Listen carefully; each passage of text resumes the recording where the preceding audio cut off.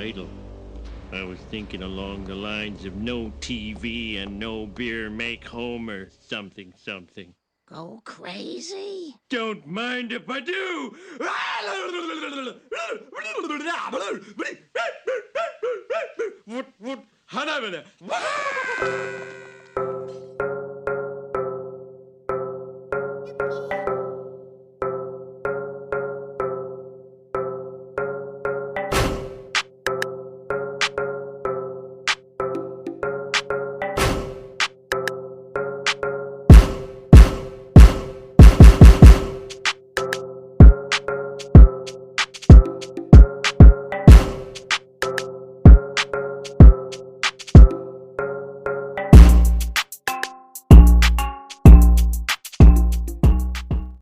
Alright folks, welcome to WWE NXT August 12th, 2020 review from last night's episode. I gotta say, this episode was okay. It wasn't great, it wasn't terrible, it was right in the middle, and it had some really good build towards the TakeOver 30 event, especially Karrion Kross and Keith Lee.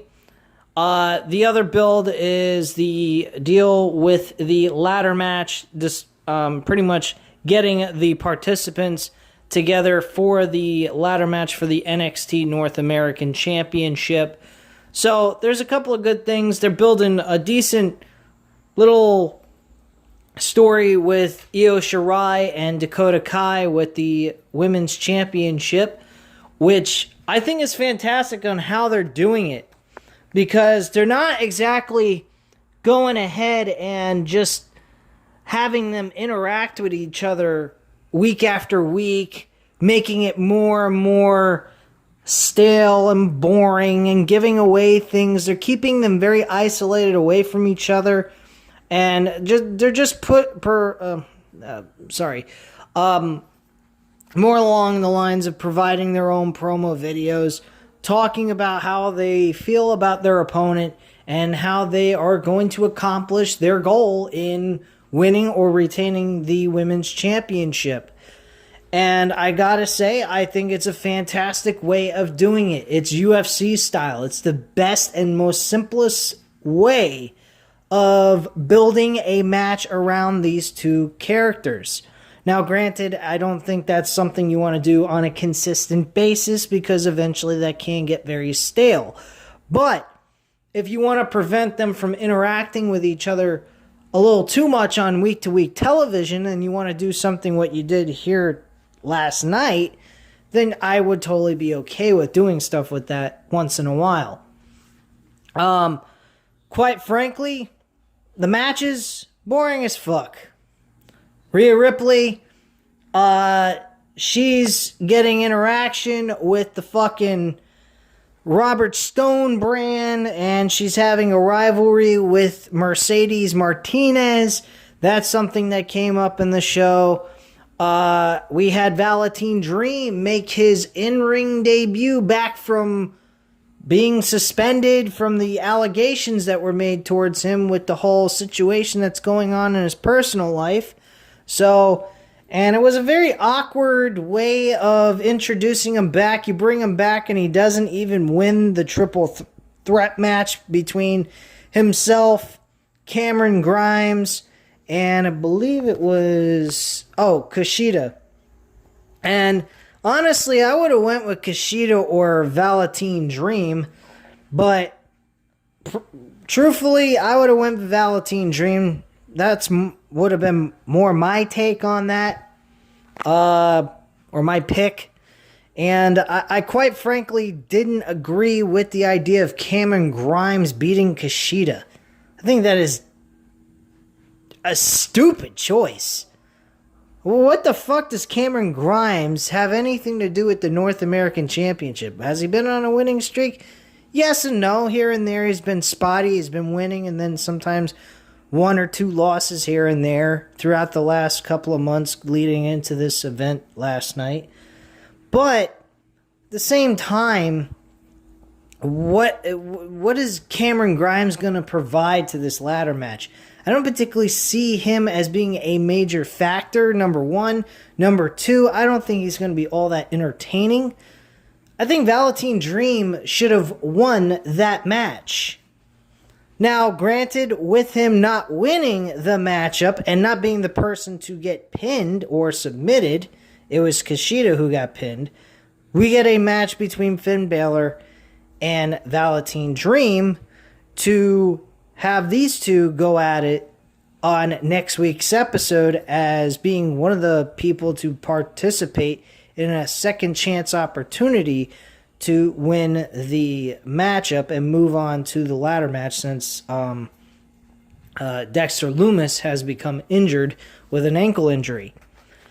So, do I agree with the idea with that match? Yes, because of the fact that they will get Finn Balor and Velveteen Dream, which will be a great matchup. I think I would make that the main event, of course. But then again, you also got the fucking Johnny Gargano going up against that new UK wrestler, which I forgot his name. So excuse me, I've seen him wrestle once. So I apologize. But, bottom line, let's get real. You know, Johnny Gargano is going to win. And Velveteen Dream and Finn Balor, one of them is going to get kicked off the TakeOver 30 card, which I don't agree with. That's why I felt that Velveteen Dream should have won that match. Finn Balor should have faced Kushida.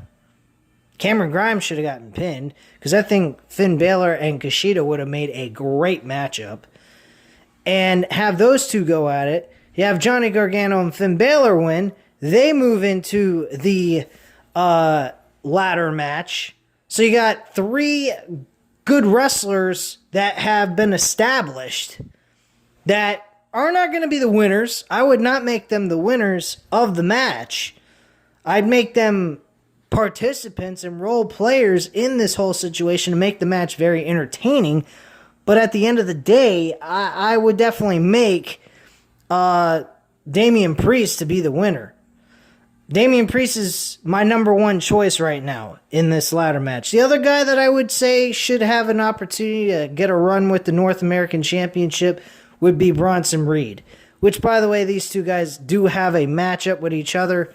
And Bronson Reed actually wins it by a roll-up pin and gets the 1, 2, 3. My attitude on that, I don't think those two should have even faced each other whatsoever, but this is a ladder match, so it's not technically a regular, ordinary matchup.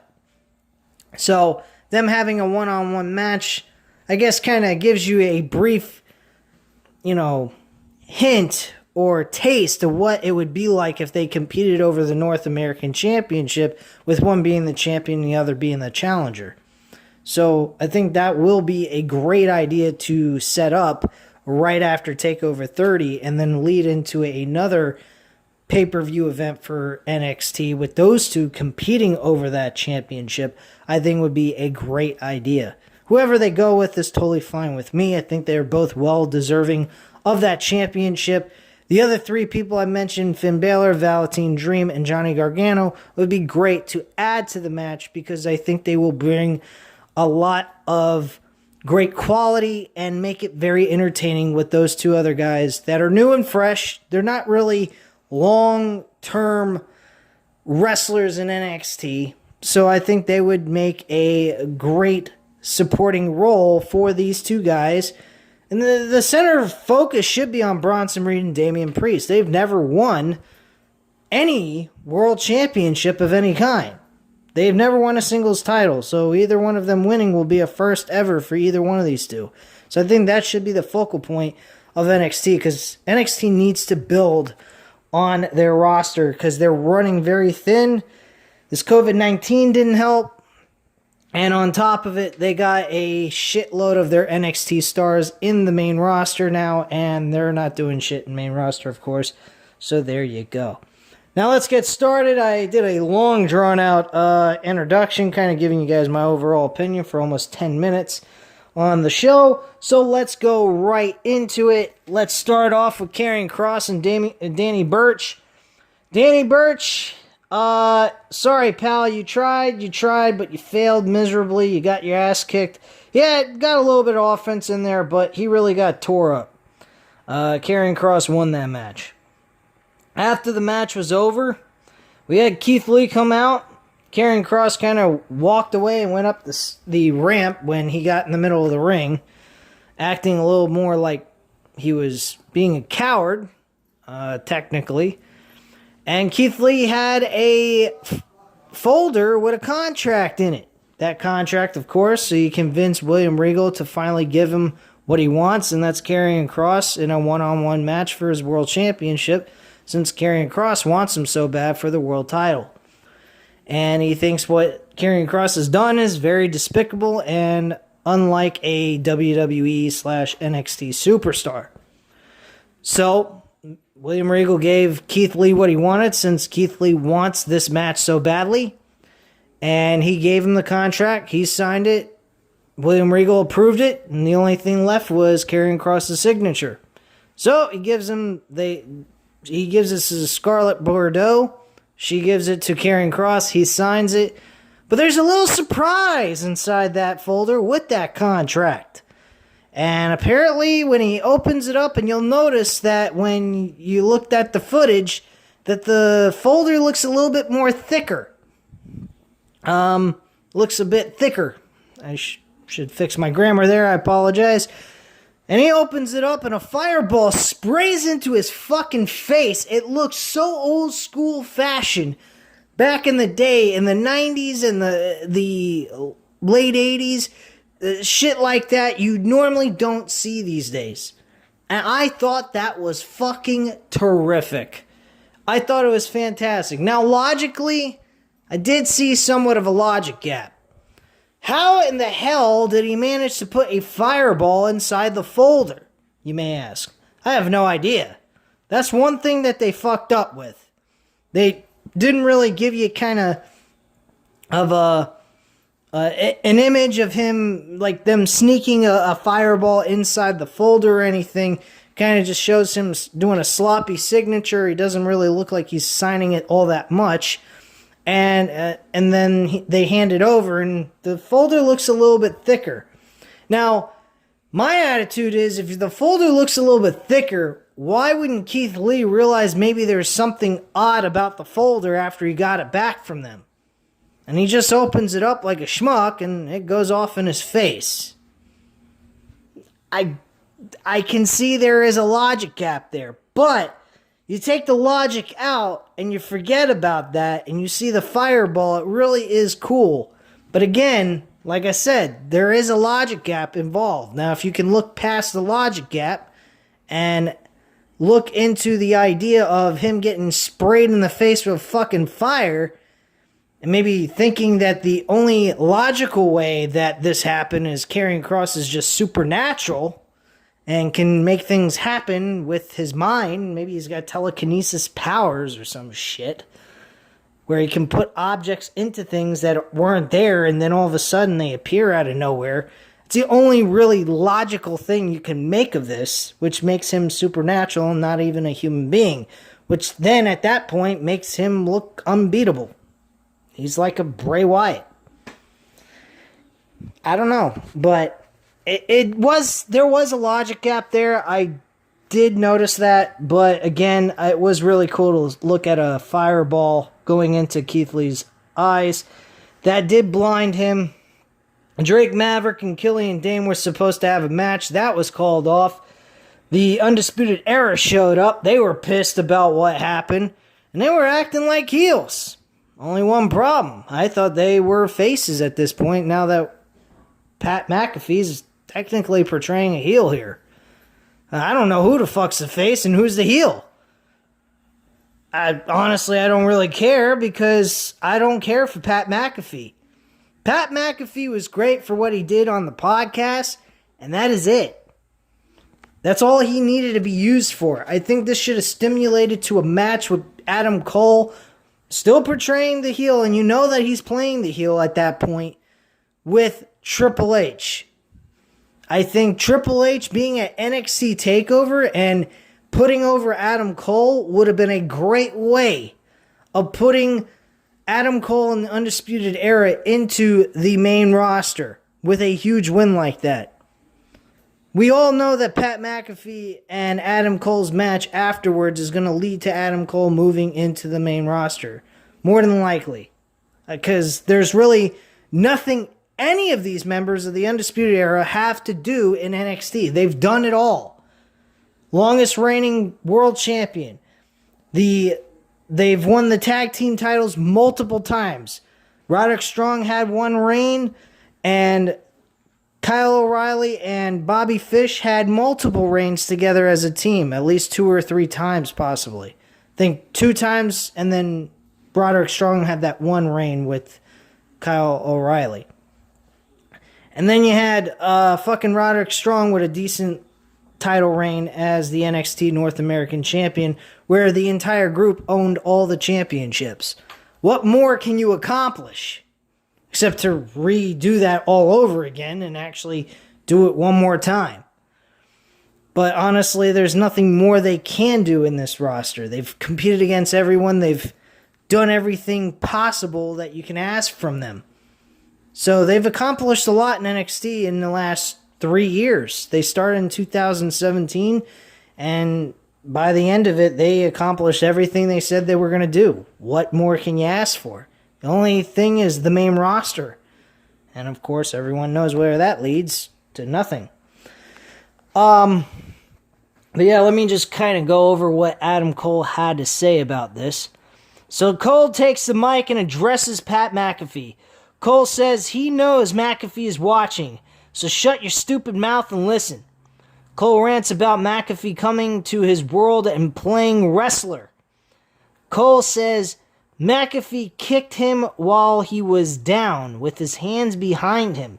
He goes on running McAfee down and dares him to show up next week.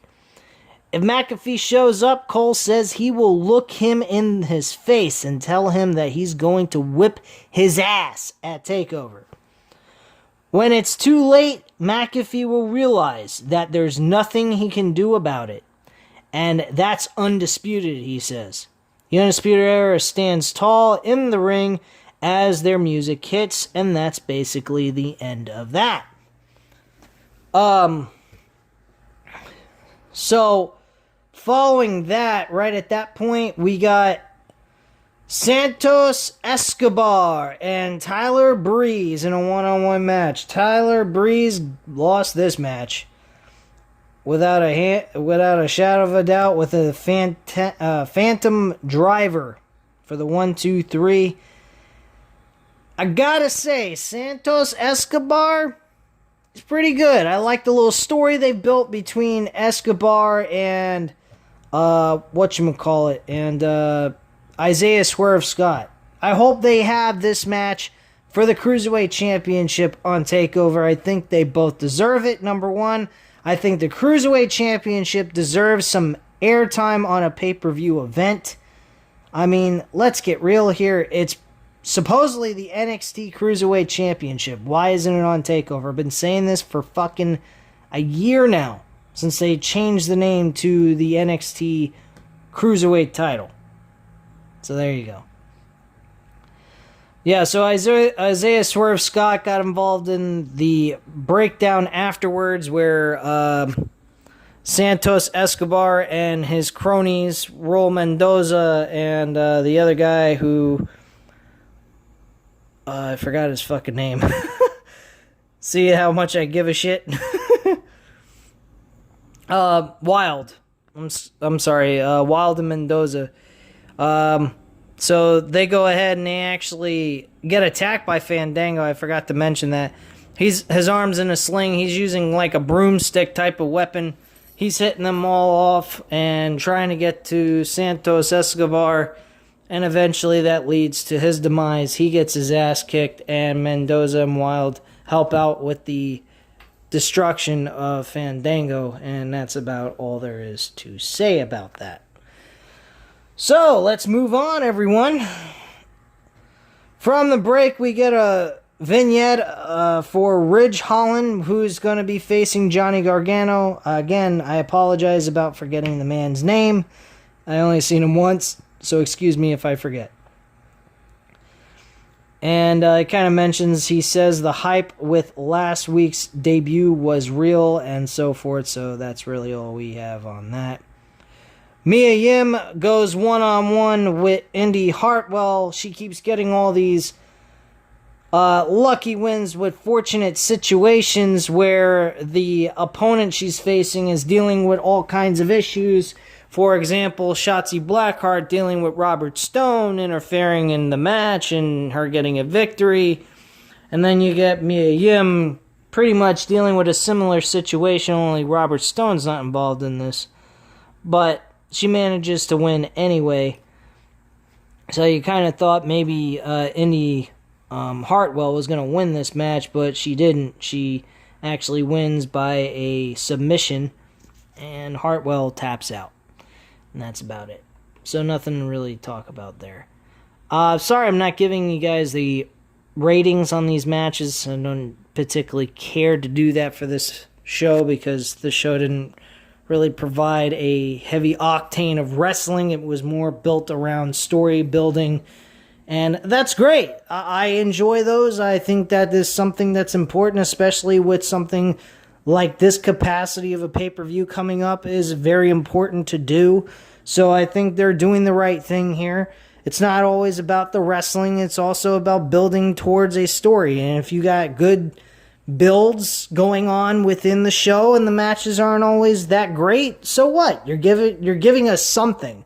So that's what matters to me.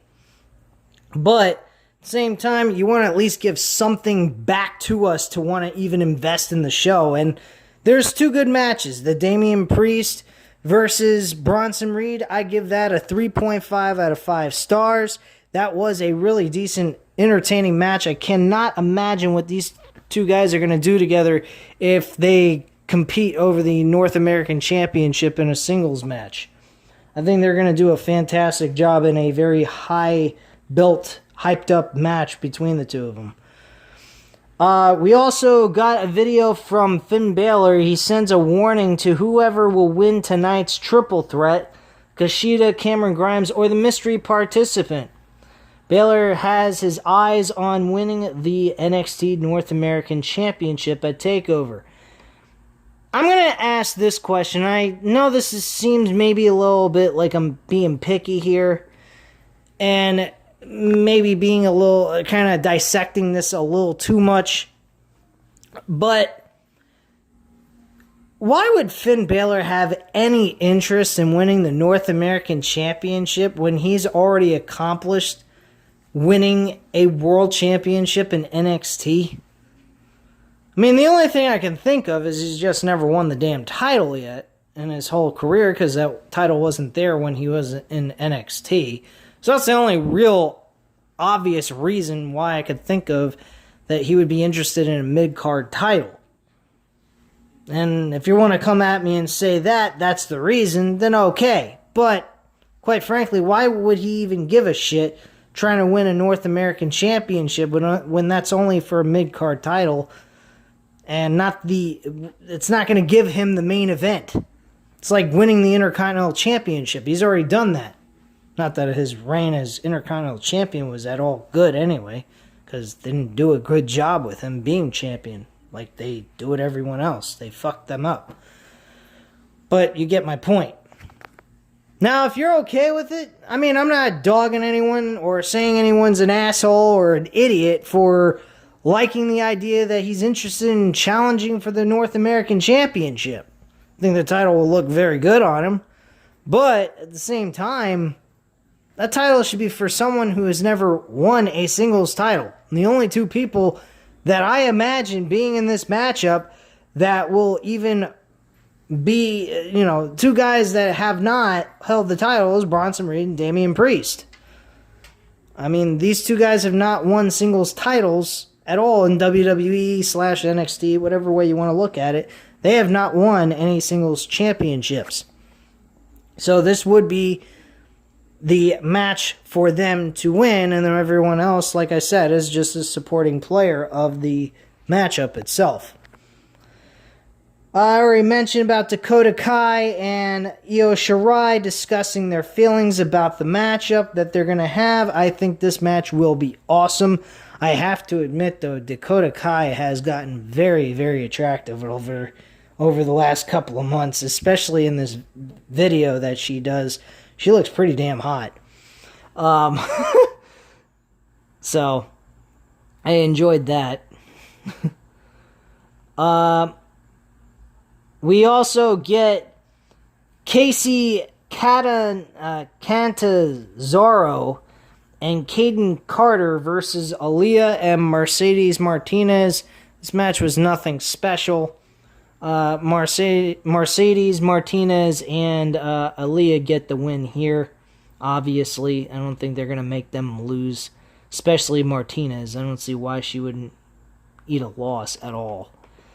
But that led to, that actually led to eventually Rhea Ripley coming in the middle of the ring. They were going to attack their opponents after they beat them. Rhea Ripley comes down to the ring, and then even Shotzi Blackheart comes down to the ring. We could see a tag team match going into this pay-per-view. That would be to me, would be a pre-show type match. I would use that for the pre-show. I would not put this on the main card. Anything dealing with Robert Stone, honestly, is like the virus that we all are dealing with. He's that much of an annoyance and a disease. I can't stand him. I didn't like him in TNA as Robbie E, and I sure as hell don't like him as Robert Stone. He sucks. Period. I wish he'd leave. But that's all I have to say on that subject. Moving on to something more important. Alright. So, let's go into... We actually get the Garganos talking about some shit, which was very weird. We go to the home of Johnny Gargano and Candice LeRae. LeRae is with their dog, who is making its NXT TV debut, and she addresses Tegan Nox and says she needs to mind her business. Then rants about how she's not evil. Gargano's on a ladder to change the light bulb, and Gargano says there's been a lot of change in NXT. Lots of hungry new talent like Damian Priest and Bronson Reed. But as talented as they are, they're not on his level. Everyone knows it, including NXT General Manager William Regal. Gargano says you can't have a takeover without Johnny Takeover. That is very true. He says Ridge Holland is strong, but he's no Gargano. Gargano says he will defeat Ridge next week and go on to Takeover to make history as the first ever two-time North American champion. Gargano fixes the light bulb and says now they're going to fix NXT. They walk up the stairs to bed to end the segment, and that's basically it. There was another thing that happened during these promos that I don't know if I like them, dislike them, or what have you. Kind of makes them bizarre, very weird, like super, like Karrion Kross type of thing, or Bray Wyatt, where they're kind of like going 1 minute normal, next minute crazy. They have the lights on the picture changed to all these weird colors and shit to make it look more intense, I guess you could say, or more intimidating, like they've gone crazy, a sign that they've gone nuts. Do I like it?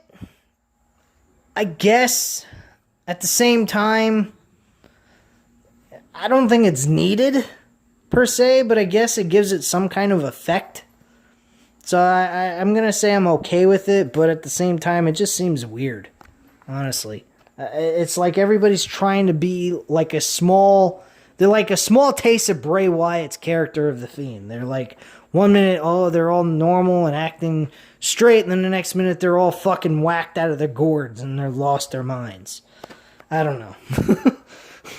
Maybe it's just me, I guess.